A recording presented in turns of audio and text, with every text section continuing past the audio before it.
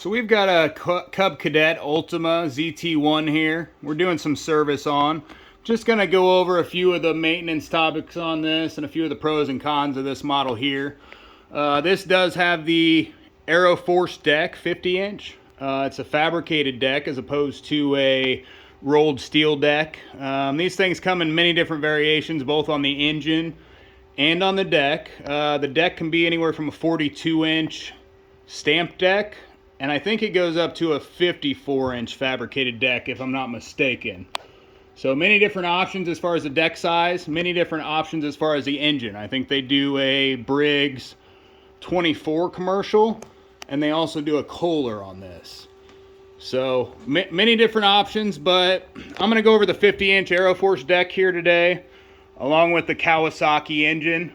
That's the FR691V. So on the deck here, it's got the thicker steel for both your hanger bracket and the deck itself. So you're looking at something like this, you know, 1/4 inch to 3/16 of an inch, all the way through, all the way around.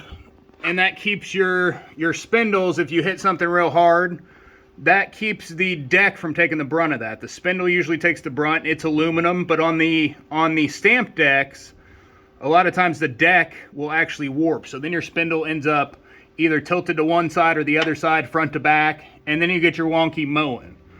And I've seen other, people in reviews and heard many people talk about this. Oh, they're junk, this, that, and the other. And yes, a lot of times these MTD, especially the lower end stamp models, are not real good quality. But as long as you're policing your yard and you're not hitting anything, big stumps or rocks or anything like that, you shouldn't really have much of an issue. Don't hit the water main out front.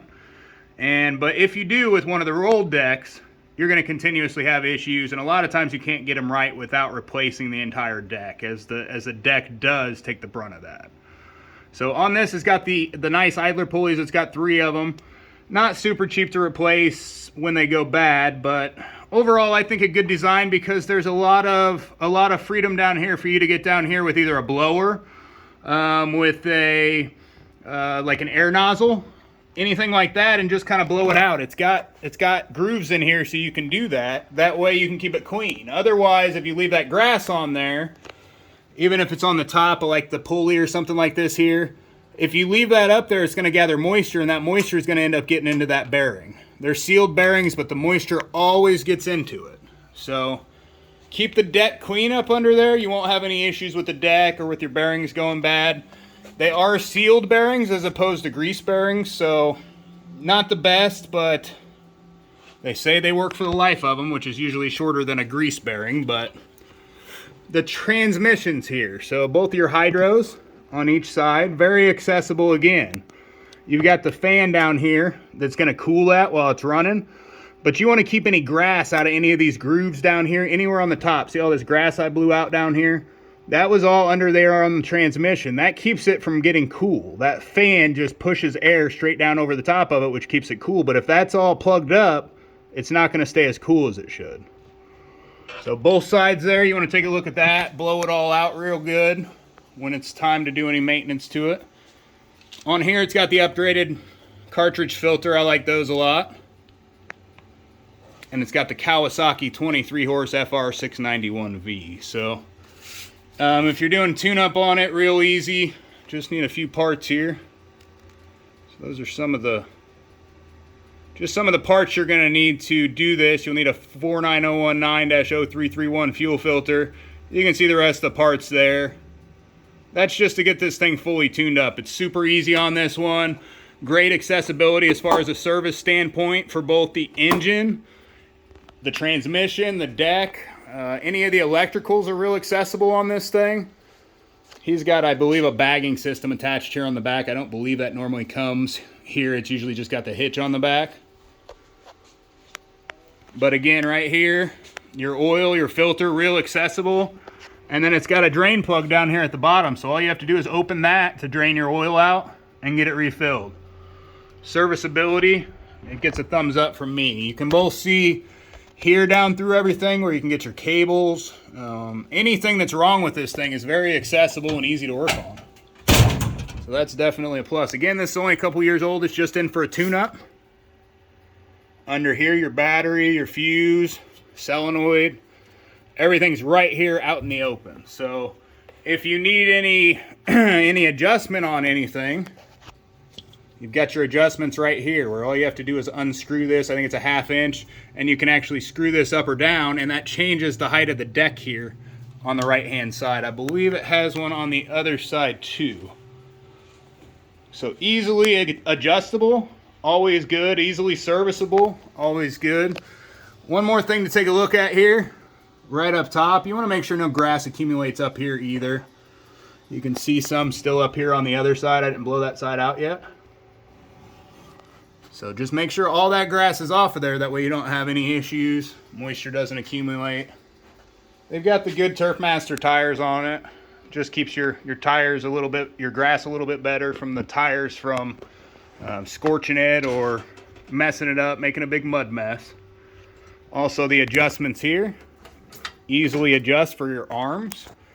Depending on who you are, you may want to adjust your arms out further to start or in further, and all you have to do on this is loosen this, and then it's got the spur gear here, so you can change it front to back. So if you're a little bit bigger of a guy and you want it to, you know, start in neutral pretty far forward, that way you can actually fit on the thing without having to suck it in. That's kind of what those are for. That, or you're someone real small and you want to move it real far in to the other direction. So you've also got adjustments here on the farthest throw for your hydro. So this basically just prevents your arm from coming any further, is what it does. So you can adjust that forward or backwards, either way, if you need to adjust your hydro. So super easy on that part of it. It's got the choke up top here. That's the throttle, and then it's got a separate choke here. So it's not the auto choke like a lot of these models. I really can't say enough good things about those Kawasaki engines. They're just great. I like them a lot. This thing's got some LED lights on the front. Weight kit. Easy adjust deck on it. All you got to do here is hit the pedal to move it up and down. And then over on the other side, you set your height adjustment. So you just let it drop down to whichever height adjustment you're wanting to go to. It's a really good way to set the deck. And again, with the ease of the adjustment on your deck, with them being adjustable on both sides, super easy to level the deck if you need to. You can move it, you know, this way, up and down, however you like to. And then in the front here, with this adjustment, it's got a double nut. And you can bring it however you like, front to backwards. The front's always just a hair shorter, so you don't cut twice, but it's really easy deck to level. Serviceability, I gave it a 10. I mean, it's one of the easiest serviceable, the most serviceable zero turns on the market today, I think. As far as longevity, I think the engine's going to get you a ton of life out of it. Both of the hydros are really good hydros. As long as you keep all that stuff off of them, the hydro gear transmissions are just going to last forever. So is the Kawasaki engine.